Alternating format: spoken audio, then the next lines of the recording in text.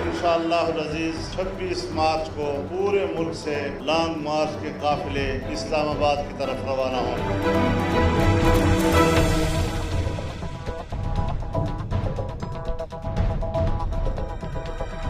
कि आपने लॉन्ग मार्च करनी है, बेशक लॉन्ग मार्च करें। आपने लॉन्ग मार्च जिधर भी करनी है, मैं आपकी मदद करूंगा आप करने के लिए। लेकिन अगर आप उल्टा भी लटक जाए, नारो नहीं दूंगा।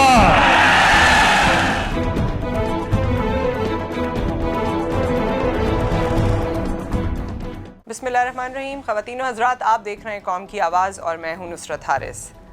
कौम की आवाज़ के इस प्लेटफॉर्म से आज हम आवाज़ बुलंद करेंगे उसी कौम की जिसको बार बार जलसों में बुलाया जाता है, जिस पर बेस करके पीडीएम ये कहती है, ऑपोजिशन जमातें ये कहती हैं कि अवाम हमारे साथ हैं और हम इमरान खान को उसकी सीट से हटा देंगे। इमरान खान दिसंबर नहीं देख सकेगा, इमरान खान जनवरी नहीं देख सकेगा, इमरान खान फलां साल नहीं देख सकेगा। ये बात तो हम उस वक्त से सुन रहे हैं जब इमरान खान साहब ने अपना ऑफिस अज्यूम किया था, पीटीआई की हुकूमत इक़्तिदार में आई थी और उसके बाद से ये तराना बजने लगा था कि 1 साल भी पूरा नहीं कर पाएगी ये हुकूमत, 6 महीने पूरी कर पाएगी नहीं ये हुकूमत। लेकिन हमने देखा कि हुकूमत अपना तसलसल बरकरार रखे हुए है।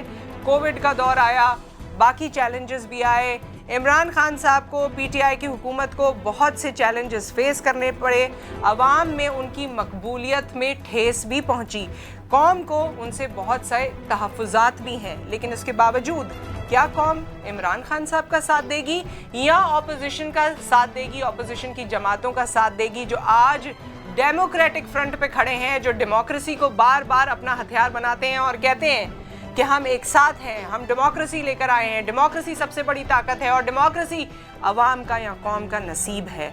क्या हमारी कौम, क्या हमारी अवाम डेमोक्रेटिक पीडीएम का साथ देगी या वो इमरान खान साहब का साथ देगी जो कहते हैं कि वो पुराने तमाम हिसाब चुकता करेंगे, एनआरओ नहीं देंगे, लॉन्ग मार्च अगर किसी को करनी है या जो कुछ करना है वो करना, उसको उसकी इजाज़त है। इस मुल्क में लॉन्ग मार्च करने की, मार्च के महीने में एक और मार्च करने की इजाज़त है।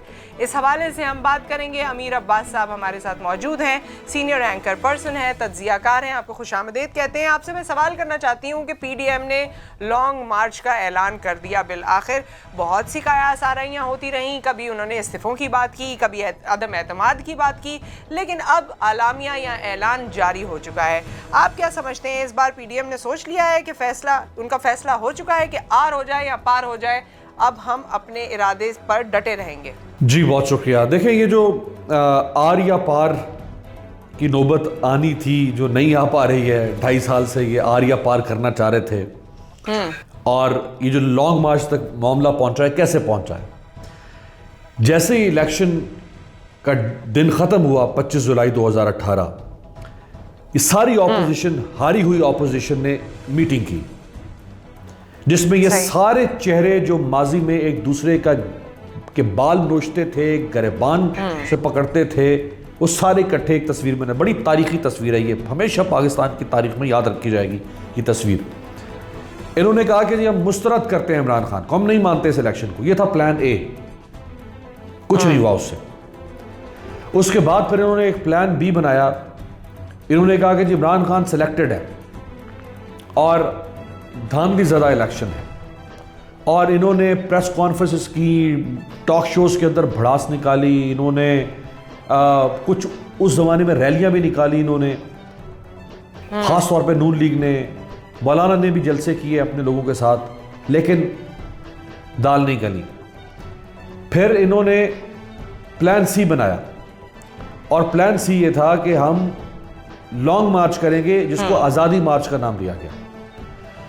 और पीपल्स पार्टी और नून लीग ने मौलाना फजलुर रहमान को धक्का देकर खुद पीछे हट गए और बेचारे मौलाना फजलुर रहमान अकेले अपने मार्च को लेकर इस्लामाबाद पहुंचे, यहां कुछ दिन तक बैठे रहे। 2019 में ठंड में 2-3 लोग भी उनके इंतकाल कर गए बीमारियों से और ठंड से, बारिश भी आई, मौलाना साहब ने बिस्तर गोल किया, निकल गए। ये प्लान सी था, फेल हो गया। फिर इन्होंने प्लान डी बनाया कि जी हम रहबर कमेटियां बनाते हैं और रहबर कमेटियां फैसला करेंगी कि हमने क्या करना है। कुछ नहीं निकला उसमें से, प्लान डी भी फेल हो गया। फिर इनका प्लान ये शुरू हुआ कि जी अब हम PDM बनाते हैं, पाकिस्तान डेमोक्रेटिक मूवमेंट, जो सितंबर 2020 में बनी, जिसके तहत इन्होंने जलसे किए, 7 बड़े जलसे। अब मजीद जलसे भी प्लान हो रहे हैं। फिर इन्होंने कुछ 7 से 8 रैलियां निकाली, पूरा जोर लगाया, आर्मी चीफ को भी बुरा भला कहा, DGISI का भी नाम ले दिया, लेकिन दाल नहीं गली। ये प्लान E था। फिर इनका आ गया प्लान F, जो फाइनल प्लान है, और वो है लॉन्ग मार्च का, जो 26 मार्च को शुरू हो रहा है और 14 या 15 अप्रैल को रमज़ान शुरू हो रहा है। तो इनके जो पहले E तक प्लान थे उनकी हालत आपने देख लिया। प्लान F भी कुछ नहीं कर पाएगा, और लॉन्ग मार्च के बाद तो कुछ नहीं बाकी रहता ना। फिर तो सिर्फ ये है कि आप चढ़ाई कर दें पार्लियामेंट पे, कि अब इमरान खान घुटनों को हाथ लगाने से भी नहीं उतर रहा, दाढ़ी को भी हाथ लगाने से नहीं उतर रहा, पैर पकड़ने से भी नहीं उतर रहा, हाथ जोड़ने से भी नहीं उतर रहा, अब इसको घसीट के उतारे। अब ये हल रह जाएगा इनके पास। ये पता नहीं कौन सा प्लान होगा, लेकिन अगर ये प्लान ये लगाएंगे या इस्तेमाल करेंगे तो फिर ये खुद भी हमेशा के लिए हर प्लान से बाहर हो जाएंगे। फिर इस मुल्क में कौन सा प्लान होगा उसका फिर हमें उसी वक्त ही देखना पड़ेगा कि वो क्या होता है इस मुल्क में। लिहाजा ये इनको चाहिए था ये तनकीद करते, ये इमरान खान की बैड गवर्नेंस के ऊपर बात करते, ये प्रेस कॉन्फ्रेंसेस करते, ये मुतबादिल प्लान कौम के सामने ले आते, ये एक पढ़ी लिखी महज़िब ऑपोजिशन करते, तो शायद इनकी बारी आ जाती 2023 में। लेकिन जो ये अब कर रहे हैं, इससे इनकी बारी मुझे तो 2023 में भी आती हुई नजर नहीं आ रही। जैसे कि आपने ये तमाम व्यू पॉइंट हमसे शेयर किया, ऑपोजिशन की भी एक रिस्पॉन्सिबिलिटी होती है रियासत में, लेकिन गुज़िश्ता कुछ सालों से वो रिस्पॉन्सिबिलिटी हमें पार्लियामेंट के अंदर बैठ के कहीं नहीं नज़र आई। हमें कहीं नहीं नज़र आता कि जी ऑपोजिशन ने आवाम के लिए कोई आवाज़ उठाई है, कोई बिल पास करने की कोशिश की है, कोई ऐसा फैसला करने की कोशिश की है जिस पे अगले इलेक्शंस में आवाम को याद रहे कि हाँ जी ऑपोजिशन जब पार्लियामेंट में मौजूद होती है तो अपनी रिस्पॉन्सिबिलिटी पूरी करती है। बहरहाल हुकूमत का रद्द-ए-अमल इस हवाले से मैं जानना चाहूँगी कि हुकूमत की तरफ से जितने आपने प्लान गिनवाए ABCDEF, हमें कोई ख़ास हुकूमत की तरफ से ऐसा रद्द-ए-अमल नहीं मिला। कुछ बयानात बेशक सामने आए। अब आप क्या समझते हैं कि हुकूमत की सफ़ों में किसी किस्म का कोई इस्तराब, कोई बेचैनी, कोई खलल कुछ मौजूद होगा?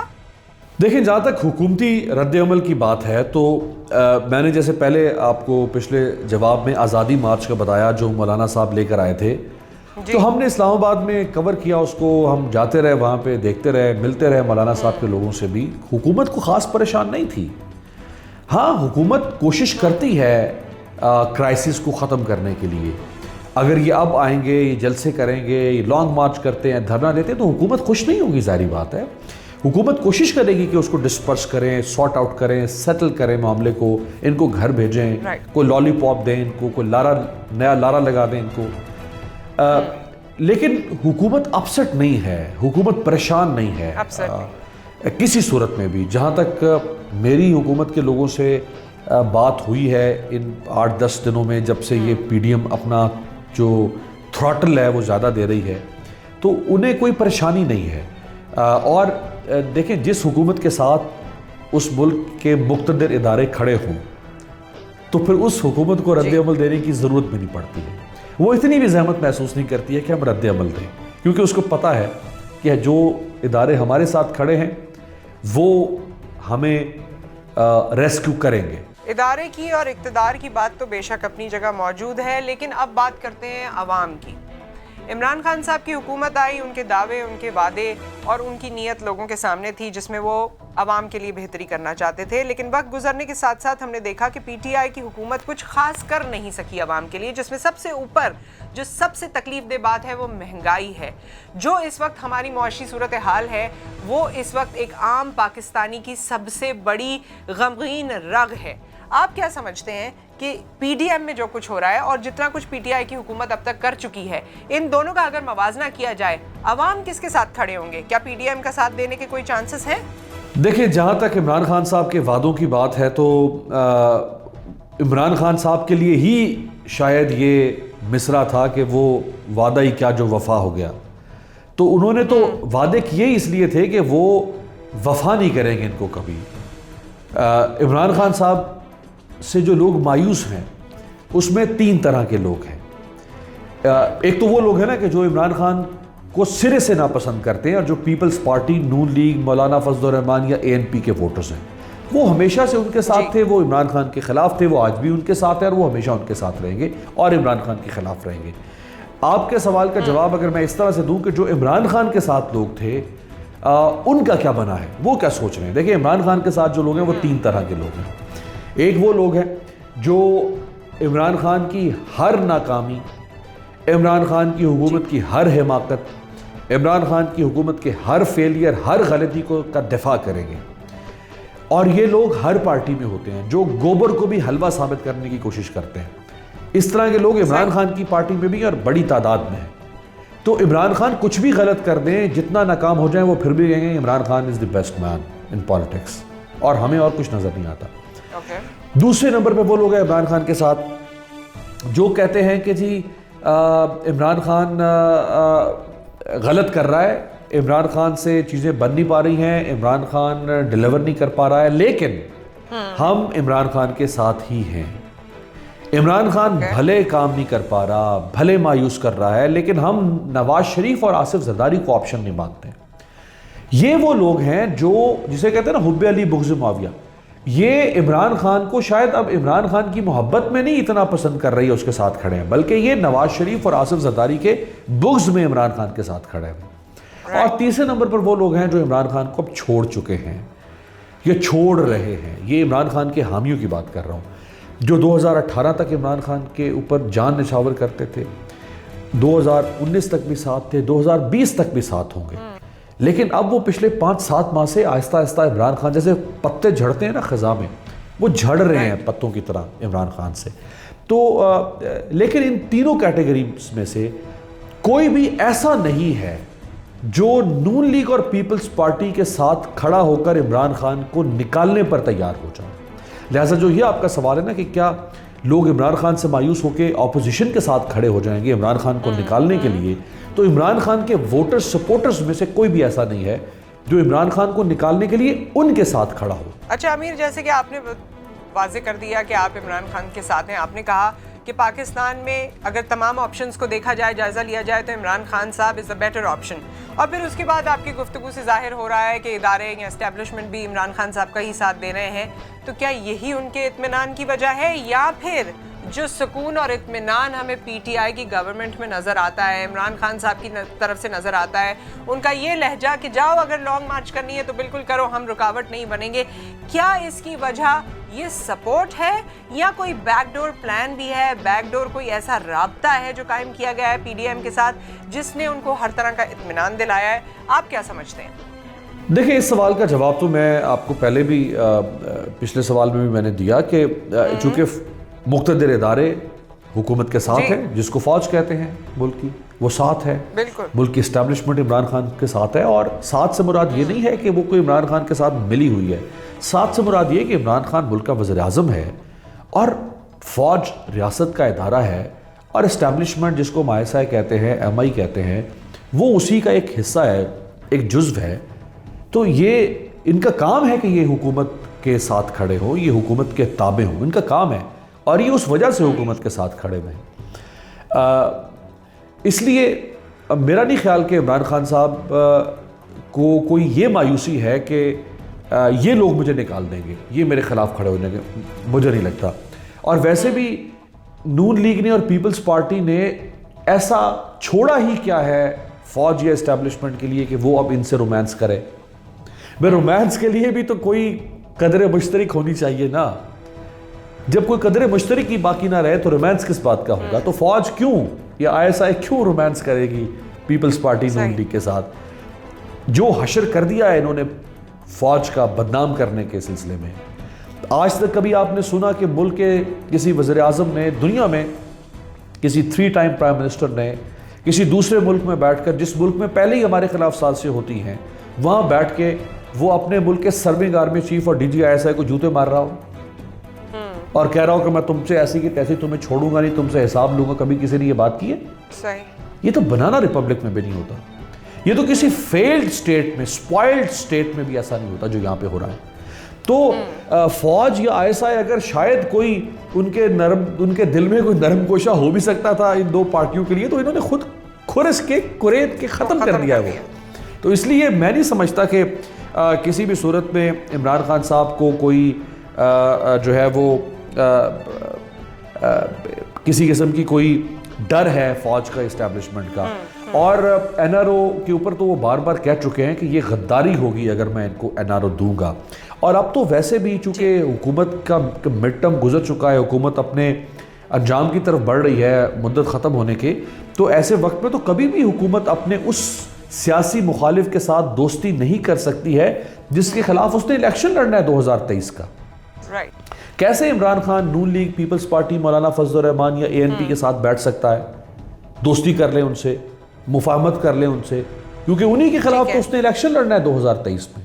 अब तो और ज्यादा, अभी मेरे लफ्ज याद रखिएगा, अब ये जो अब अगले 2.5 साल है इसमें आपको और तलखी नजर आएगी, इसमें और गालम गलोच नजर आएगा, इसमें और आपको चोर डाकू लुटेरे की बातें नजर आएंगी, इसमें और हुल्लड़बाजी नजर आएगी आपको, इसमें और नफरत कदूरत आपको नजर आएगी। क्यों? क्योंकि अब इलेक्शन की तरफ हुकूमत बढ़ने जा रही है। ठीक, अमीर आपने पीएमएलएन का भी जिक्र किया, मौलाना साहब का भी जिक्र किया।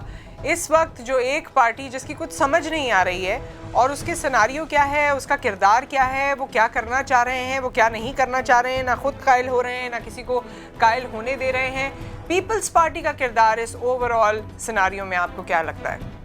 पीपल्स पार्टी के बारे में आपने बड़ा अहम सवाल किया है। मेरा ख्याल है पीपल्स पार्टी ही वो है जमात है कि जिसके बारे में वो कहते हैं ना कि जिन पे तकिया था वही पत्ते हवा देने लगे। तो पीडीएम के अंदर जो दरार डाली है या पीडीएम को अपने टारगेट तक पहुंचने से पहले किसी ने खींचा है, रोका है, वो खुद पीडीएम की साथी पीपल्स पार्टी है। पीडीएम चाहती थी कि हम इस्तीफे दें, ये पीपल्स पार्टी थी जिसने कहा था हम इस्तीफे नहीं देंगे, क्योंकि अगर ये इस्तीफे देते तो इनकी सिंध हुकूमत भी खत्म होती। अब पीपल्स पार्टी चूंकि एक बड़ी पार्टी है, ऑपोजिशन का एक लाजमी हिस्सा है, तो बाकी ऑपोजिशन पीपल्स पार्टी को छोड़ के अगर अपना रास्ता इख्तियार करती तो डिवाइड हो जाती ऑपोजिशन, और इमरान खान को फायदा हासिल होना था। लिहाजा उन्होंने बदले नख्वास्ता पीपल्स पार्टी के इस फैसले को कबूल कर लिया कि हम इस्तीफा नहीं देते। पीपल्स पार्टी ने कहा कि हम सेनेट का इलेक्शन लड़ेंगे, शायद वो ना लड़ते बाकी ऑपोजिशन वाले, तो पीपल्स पार्टी ने चूंकि कहा हम लड़ेंगे, इमरान खान भी लड़ रहा है, इमरान खान के इत्तेहादी भी लड़ रहे हैं, पीपल्स पार्टी भी लड़ रही है, तो उन्होंने कहा हम क्यों पीछे रह जाए भाई, तो हम तो कशकोल लेके बैठे रहेंगे, डुगडुगी बजाएंगे बाहर बैठ के। उन्होंने कहा फिर हम भी लड़ते हैं। यहाँ एक और पीपल्स पार्टी ने दरार डाल दी, डिवाइड कर दिया ऑपोजिशन को। अच्छा, फिर ऑपोजिशन चाहती थी कि हम, बाकी ऑपोजिशन नून लीग और मौलाना चाहते थे कि हम आर या पार बिल्कुल धड़क तख्ता कर दें, इमरान खान का लॉन्ग मार्च करें, बिल्कुल सत्यानाश कर दें। पीपल्स पार्टी कहती थी कि नहीं करेंगे, हम आइन और कानून के मुताबिक चलेंगे और हम गैर आइनी काम नहीं करेंगे। भाई हुकूमतें अगर पलटनी है तो फिर वो गैर आइनी तरीके से पलटी जाती हैं, ऐसे आके रसगुल्ले खाने से और लड्डू खाने से तो नहीं हुकूमतें पलटी जाती ना। जब पीपल्स पार्टी ने कहा हम ऐसा कुछ नहीं करेंगे, तो नून लीग ने कहा, मौलाना ने कहा कि भाई ये तो हम कैसे करेंगे, जब ये हमारा साथ छोड़ रहा है हम कैसे करेंगे, हमने तो इसी के बलबूते पर बहुत कुछ करना था ना। एक ये दरार डाल दी। फिर पीपल्स पार्टी ने एक और जो सियासी हिमाकत की, वो ये कि उसने कहा हम तहरीक अदम एतमाद लेकर आते हैं इमरान खान के खिलाफ। हर ऑप्शन इमरान खान के खिलाफ कामयाब होने की इम्कानात हो सकते थे या प्रोबेबिलिटी हो सकती थी। तहरीक अदम एतमाद एक ऐसी चीज है कि जिसकी सिरे से प्रोबेबिलिटी नहीं है इमरान खान के खिलाफ कामयाब होने की। पीपल्स पार्टी ने वो ऑप्शन फ्लोट कर दिया।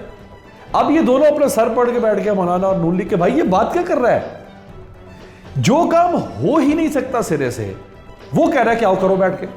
यानी नंबर्स ही नहीं है हमारे पास, नंबर से मुराद तादाद ही इतनी नहीं है कि हम इमरान खान के खिलाफ तहरीक के अदम एतमाद लाएं, नो कॉन्फिडेंस मूव, और वो कामयाब हो जाए। इस पे लगा दिया ट्रक की बत्ती के पीछे पीपल्स पार्टी वालों ने। अब वो बेचारे कहे कि यार ये अजीब जिद कर रहा है, वो चुप करके बैठ गए कि अब क्या करें, इसको नाराज नहीं कर सकते ना। मसला ये है कि जब आप हुकूमत से लड़ रहे हैं, और वो भी इमरान खान की हुकूमत जिसके साथ फौज खड़ी है, आप अपने आप के अंदर तकसीम पैदा नहीं कर सकते थे। तो मजबूरन असल में सारी पीडीएम ने पीपल्स पार्टी की इन शराइत या पीपल्स पार्टी की कि इन फैसलों को तस्लीम किया या उनको मानना पड़ा।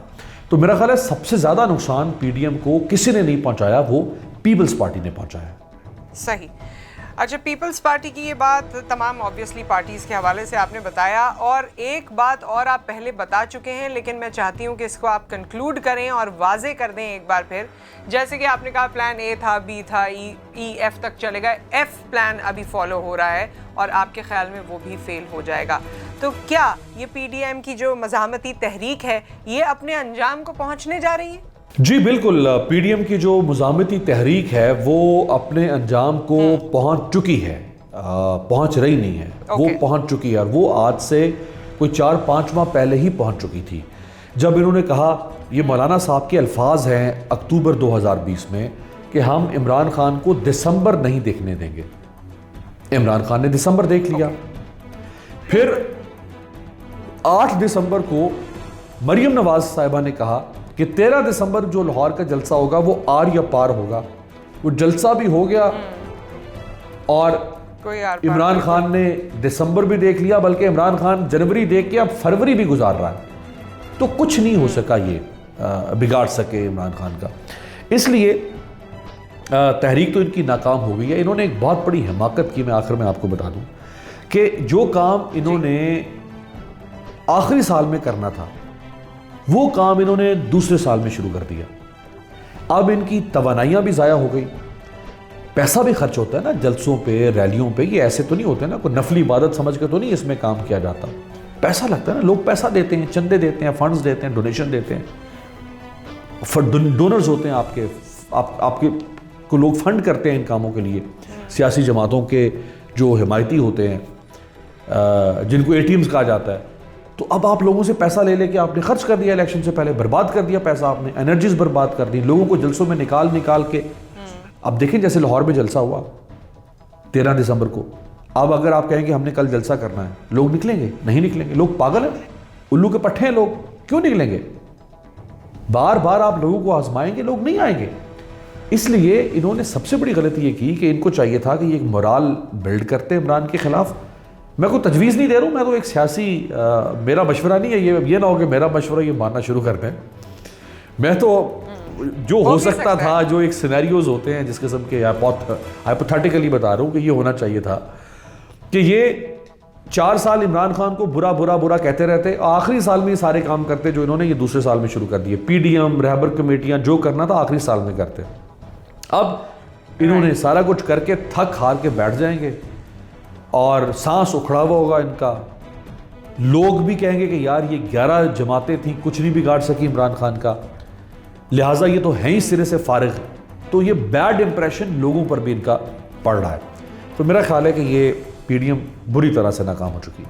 राइट, पीडीएम पूरी तरह से नाकाम हो चुकी है। अमीर Abbas, thank you so much for all this time and for all the information. जिस तरह अमीर अब्बास साहब ने कहा, उससे ऐसा महसूस होता है कि पीटीआई का पलड़ा भारी है। पीडीएम जो कुछ कर रही है, जो कुछ करना चाहती है, वो अपनी मुंह की खाएगी।